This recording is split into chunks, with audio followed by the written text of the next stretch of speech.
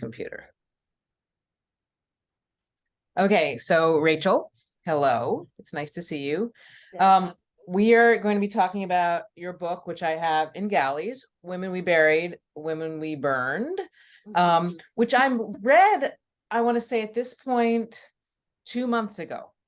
And when I read it, I was in Costa Rica and I was with my partner and we fought over the book.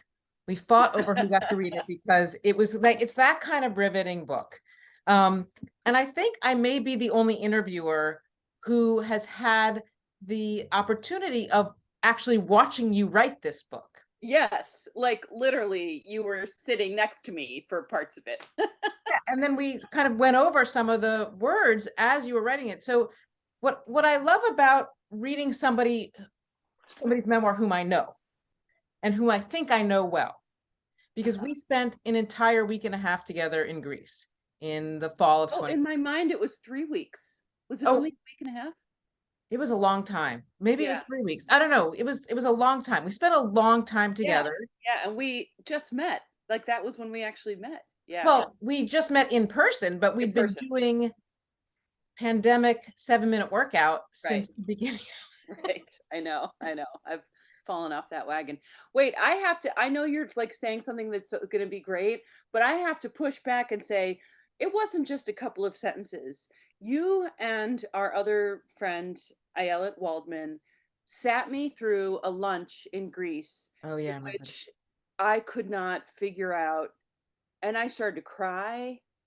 Like, I barely knew you. I'd met you like the day before, and you guys just, in this very gentle and beautiful, writerly, womanly way, opened up this door to me figuring out the structure. So I will not let you minimize your role in helping this book to become what it is. So But don't you find that all the time that as you're writing a book, the book that you thought you were going to write becomes a completely different book? And it is by virtue of your interaction with other humans, with the past, with notes that you've written to yourself, or with it.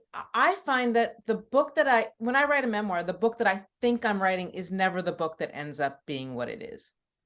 well, that's yes, yes. Whatever you propose to your publisher is not what they ultimately get.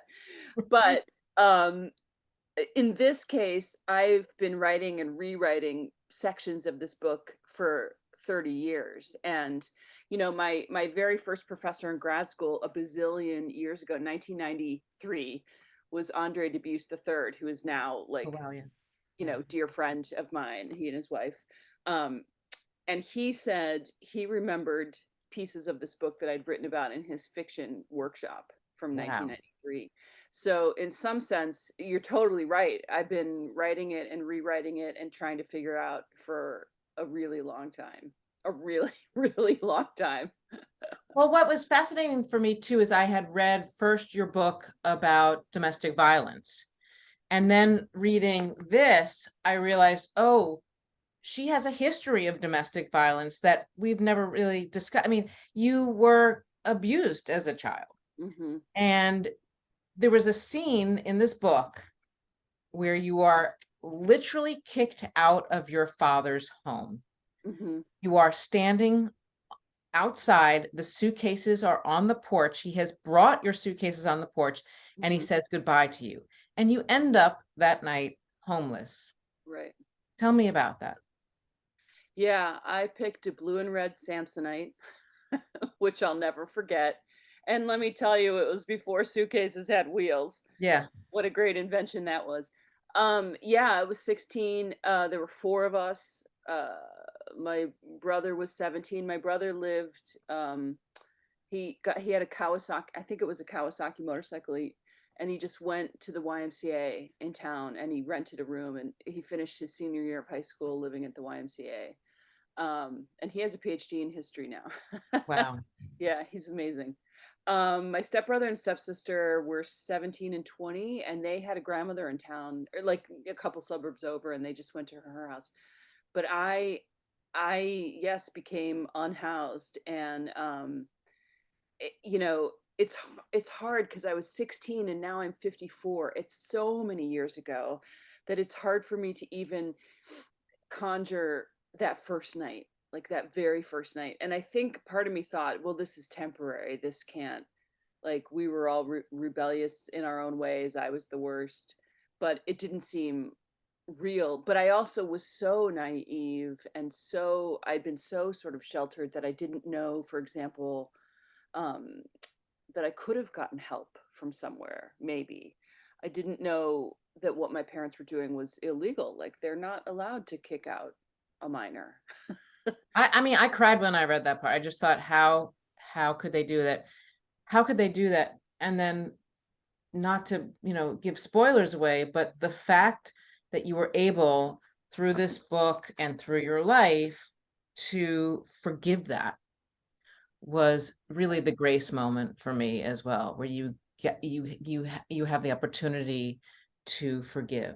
And actually, I had marked a passage here that, if you don't mind, I will read if I can find it, because I thought it was very relevant. You said, this is on page 198. You say, slowly I began to understand that writing, at least for me, was an exercise in empathy, not only for my fictional characters and someday later for the real people who would inhabit my nonfiction, but also for me, for the girl I'd been, the woman I was becoming. The hardest one, empathy, has always been that which I hold or fail to hold for myself. Hmm. Yeah, I Was think that, yeah, was that written while you were writing this, or was that something, it was an add-on that you sort of thought of and thought this is a good place for it? that's such a writerly question. I love that question. What I would like to say is, Deb, I wrote it while I was staring at you across the pool in Greece. I That was an add-on that came later. There had been, I remember that section in particular because what had been there before was this like very generic, like, I am a journalist, and I give voice to the voiceless, or some kind of like cliched whatever. And I was like, no, I have to drill down in there. What actually is it for me? And I forgiveness is really one of the biggest elements of that book for me. Totally, yeah, for me too, and for the reader as well. Yeah, but I also think that, and maybe this is particular to me, or maybe it's particular to women, I also feel like there's a very fuzzy line between forgiveness and letting somebody kind of walk all over you, Mhm. right? Letting someone treat you like shit and then continuing to be in their life. And I'm still like, that came up in therapy for me just this week. Like, Wow. I still struggle with that a little bit, particularly from men. Like, there's a lot of men in my life, relatives of mine and otherwise, that have treated me very poorly, and I'm still, you know, friends with them, or I'm still in their life, or they're still in my life. And so I think I make what I hope is that I make a distinction between the fact that I can still blame my parents for that I can that I give them their share of the blame now in a way that I was not able to when I was younger. I like took on all the blame myself. Was like, well, I was such a terrible kid. I did all these drugs. I ran away. Um and so I did come around to forgive my dad, but uh we never came to terms with what had happened when I was a teenager. We never talked. The one or two times it came up, he insisted that we moved out of our own accord because we refused to follow their rules. It was too And hard, it's too hard for him to admit what he did. yeah, yeah, absolutely. So, um, Well, can I ask a question here? Let me just interrupt for a second. You're unhoused that first night. Can you give me, or the people that are watching this, a little bit of an arc of what happens after that? How do you go from being unhoused to this kick-ass professor? And with all the music in between and crazy jobs. I mean, your path is nobody's path is completely straight, but yours is the most zigzaggy path I have ever seen. I know. When I was recording the audio of this book, the audio engineer, this is the third book I've worked on of mine with him, and he was like, I I could never predict on any given hour where we were gonna go, because yeah, I ended up just in this like unbelievable, like booking rock and roll bands, and it's That was crazy. the crazy part to me. I was like, wait, what? And I know you. I was like, how did I not know this about you? And how did you end up booking bands? I mean, Right, I I know know. in the book now how that happened, but Right, just right. tell us right now. So I'll let me just say that the guys in the band are gonna be in Chicago with me during my Oh, two wow. my yeah, so they're actually coming to play a little bit of acoustic music. So that's gonna be really fun for the book tour for anyone who's in Chicago or Naperville or By the way, I'm wherever. coming to New York. I bought tickets to New York. Yay! Yeah. Okay. Um so let me go back and the first 2 or 3 nights we stayed with a neighbor, Hmm. my stepsister and I, and then after that I worked at a Mexican restaurant. In the book I call it El Dorado. That wasn't its real name. I don't know why the lawyer made me change it. It's been out of business forever. But I was a busser. I was a bus boy, and it actually turns out that like restaurants are full of sorry, let me put my do not disturb No, no, on. no. Don't worry about it. Restaurants are full of sort of like misfit characters, right? So um there, if you've ever worked at a restaurant, there's a kind of natural familial connection there. And Yes. so all the waiters and waitresses, like they all knew instantly what had happened, like that I had been kicked out. And one of the managers, her name was Dawn, actually. I think she was from Central America or Mexico, I can't quite remember, but she was wonderful. And she said, you can come sleep on my couch if you want. I slept on her couch for a month. um, there were nights I slept in my car. I slept at other, so we would have a party after our shift was over at midnight, and I would sleep wherever the party was. Right. Um, and then there were periods of time where I seemed to stabilize a little bit. Like somebody would say, "Oh, I'm renting an apartment. Do you want to rent the second bedroom?" And my name was never on a lease because I wasn't old enough, and so it was always very unstable. But I worked throughout. I often worked multiple jobs at the same time, and so I was lucky in that sense to not be unhoused and unemployed. Um, so even though I was super broke, it ended up being, a lot of like 3 nights here, 2 nights here, a week here, until I was old enough to sign a lease, until I was 18. And then I got a awful studio apartment, really one of the worst places I've ever lived. And I loved it because it was Right. mine. Because it was yours. Yeah. That I didn't I got have that to. sense from reading that. Yeah, Totally. I didn't have to carry everything in the trunk of my car. Um, But then but how did you go again? How did you go from being unhoused to going to college to getting a graduate degree? Like how I know. it's I, I mean that's what I know you and I know that you have a lot of gumption and that you're smart but it really it speaks to an inner strength that I didn't even know you had as your friend. I didn't know that. that's very nice of you. Thank you. I um well, so my grandmother was in Boston, and she was this Jewish New England grandmother, with the accent and the cocktails at 5 and all that stuff. And she had only kind of a vague sense of what was happening. I lived in Chicago, she's in Boston. But she knew enough that she knew I'd been expelled from high school, and she knew I was like not living at home anymore. Mm-hmm. So she thought, I the only thing we can do is get her a nice Jewish husband. And I was such an 80s rock and roll girl. Like I was a Bon Jovi girl, Right. a million times over.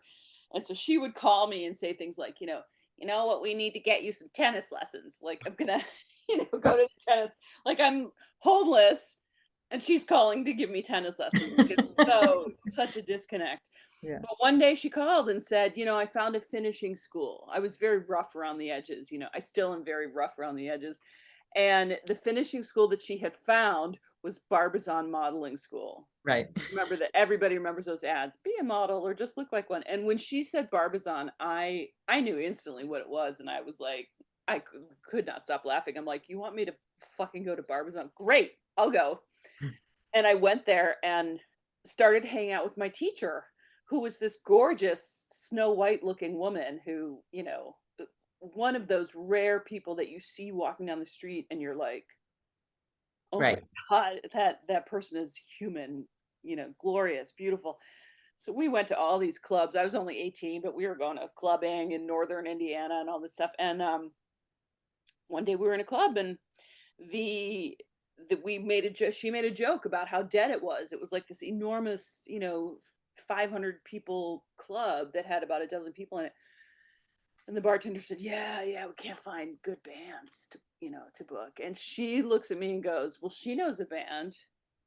And I had gone to high school with a drummer named Chris Wickless, and he had a band, and I would sometimes sit in their garage and listen to him. And I was like, "Yeah, I know a band." And That's how your career started. that's how, That just what is what blew me away when I read this. I was like, wait, she went from I know a band to literally having a kick-ass job as a band booker. yeah. Well, they were the only band I ever booked, really. I mean, I tried out a couple, but my heart wasn't in it. And, I didn't make much money. Didn't even charge him a percentage for like 6 months because it didn't occur to me. I was just having so much fun. But yeah, my dad was in sales. I come from a long line of salespeople on my father's side, and I was like, yeah, if you shake on it, you're serious. Like I just Right. had this. It was totally performative, and even the guy, the manager's like, "Do you got a promo pack?" I'm like, "Oh, not on me, but I can get you one next week." Like I don't even know what a promo pack is, but I started booking them, and they had this day event. They were good. I mean, they're still working musicians today. One of them, that's how he makes his living. He's an Wow. incredible musician. And they had this producer, this like pretty big time Chicago producer who was producing at the time for big Midwestern bands, the Ides of March, Styx, you know, bands like that. And he still like he just produced Stevie Nicks' most recent album. Um, and he sat me down. His name was Frank Pappalardo. He sat me down and was like, "This is what the business is like. This is what you need to know." He taught me everything. And then as we became friends and hung out, and of course we, slept together, Yeah. whatever. I mean, I guess we dated. I don't know what Yeah. you call it, but um, one day he just looked at me and said, "What are you going to do with the rest of your life?" I was 19 by then, and I was like, "I'm doing it. I'm just, what do you mean? Booking band. Yeah. Yeah." And he's like, "No, no, no. You got to go to college." And I was like, "That's not, I can't I didn't go to high school. Like, what?" And he's like, "Would you want to be a loser for the rest of your life?" I remember that line. He and I have talked about this many times, Wow. him saying that. And he didn't say it in a mean or, Just he said it like this, matter it of was fact. this, yeah, matter of fact, predestined, like, and he's the one who got me an appointment with the admissions counselor of this tiny, tiny school. That's And kind of incredible. yeah, So and basically, you had to. What I saw in your journey often was that you. Well, I mean, I'm not going to give away anything that's not in the first part of the book, but your mother dies. Your mother yeah, dies when you're a very young girl. yeah, And the entire book to me is the search for the mother, the search for a parent, the search for someone to help you because you were too young when your mom died. Your dad then married an evangelical Christian who wanted you to go to this evangelical school. right, Suddenly, your world was blown apart and you were looking for a life raft somewhere. And that life raft was like maternal. You needed some maternal care. right. And each of these characters becomes, even the woman at the restaurant or the guy in the band, everybody becomes sort of what is it, what is the term for a parent that's in loco parentis, what is it called? Oh yeah, yeah, yeah. I think it is in Loco Parentis. Yeah, something like that. And then I mean, again, not to not to spoil the end, but you have a daughter. Hmm. How old is your daughter now? Oh, she just turned 15 last weekend. So yeah, that's what I wanted to know. So your daughter is now almost the same age as you when you were kicked out of your house. Hmm. Hmm. You've come pretty much full circle now, Right, where you're okay, you're housed, you've got an amazing career, you write for the New Yorker, you have a New York Times best-selling author, but you got this 15-year-old girl. hmm. Could you ever imagine putting her on the street? Boy, not only could I never ever imagine it, when I was in the hospital having just given birth to her, I gave birth to her in Bangkok. Right. I had this, moment, and I don't want to give anything away in the book either, where I'm holding her, I'm holding my baby for the first time. And, a lot of people talk about how, oh, they suddenly very quickly empathize with their parents, understand all the things their parents did in a way that they never had before. I suddenly realized, holy shit, I had terrible parenting. I would never do this to her. Never. I mean, I have to say, she is the polar opposite of me. Mhm. She is, high honor roll, high achieving, kind of preppy, like it does not do drugs and drink and smoke and have sex. Right. Not Like the I am. rocker chick that you were. She's Yes. not the rocker chick I am. Loves Taylor Swift and whatever. She's a Swiftie. Who Hey, is I the love Taylor Swift too. I love Taylor Swift too. We're all Swifties. Yeah. But even, I have a friend who has a daughter that is much more like me. Much more. And I think, even her, no.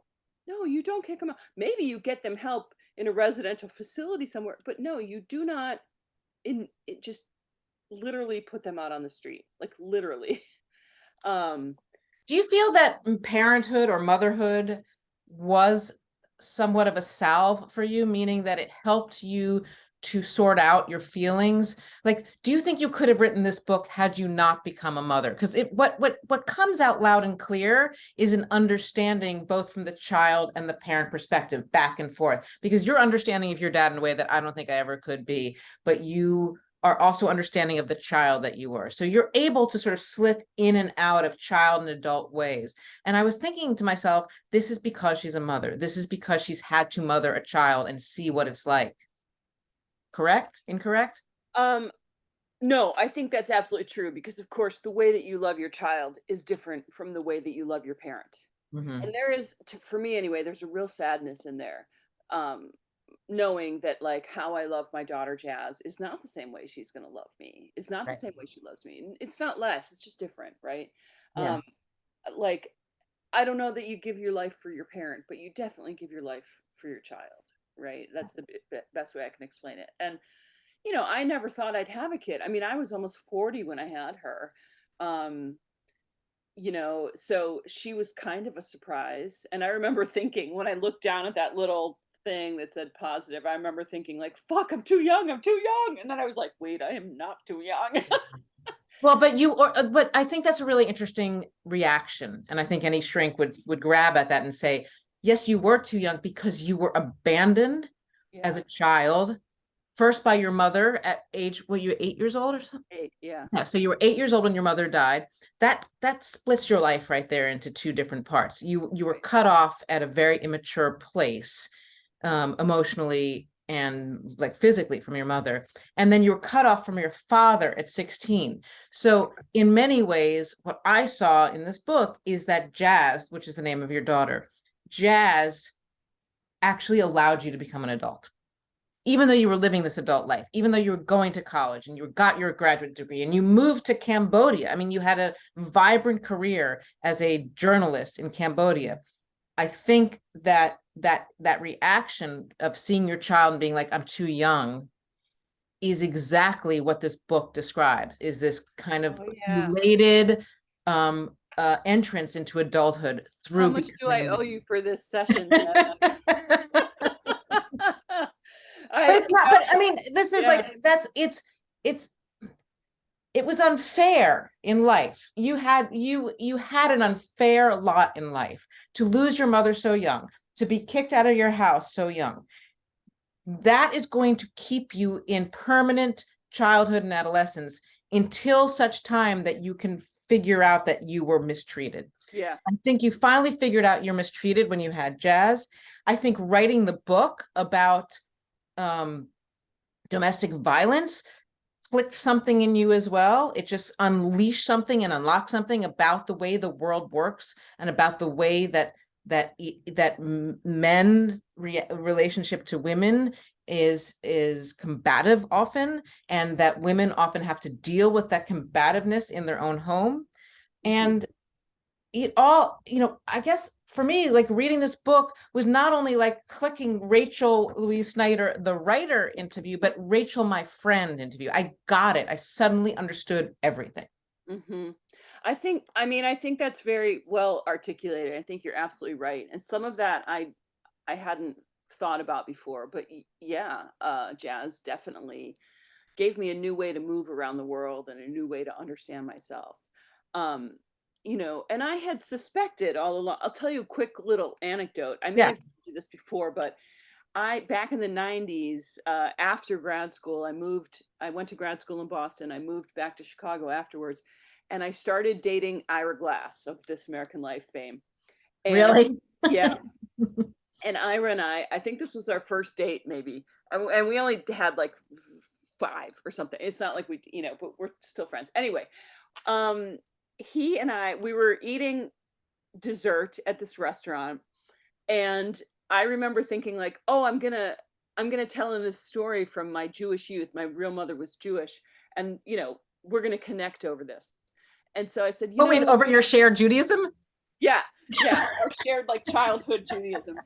And I said, like at Passover where you go hide the matzah and then you have to go find the matzah, and like there was like Elijah's ghost is always like floating around.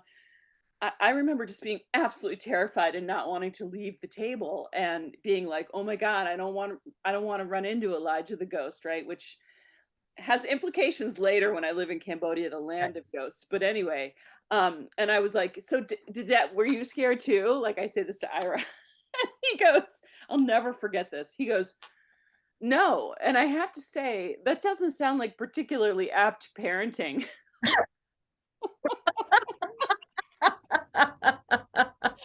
And I was like, and I mean, it was a hilarious moment, but it also was this moment where I was like, hey, yeah, wait a minute. I think I was probably 26 or 27.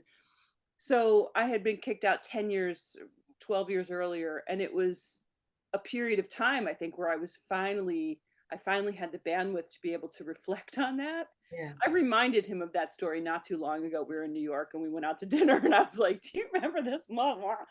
Um, and so I think for me it was a very slow recognition that that things had been unfair. But the other thing that happens in anyone's life, and I think most certainly in mine more than most people, is that I had the unbelievable privilege to go around and meet people who had also had unfair things happen in their Right. life. Right. And it not only contextualized and sort of situated mine, but it gave me this whole sort of host of people that I could look at for resilience and for survival and for role models, and just be like, look at what they have survived. Look at what they have done in their life. Look at what because none of us get off scot free. We're all going to bury parents. I just buried mine earlier. Right. My dad is gone now. My stepmother's gone now. Everybody's gone. Do you think that their deaths allowed you to write this book? No, I started this book. Well, yes and no. I don't want to give away the ending, but the Okay. ending definitely, you know, Yes. wouldn't have happened. I mean, the book wouldn't have Yeah. it gave shape, the book, I mean, the thing I like to say is that life is shapeless, but memoir needs a shape. you Yeah. know.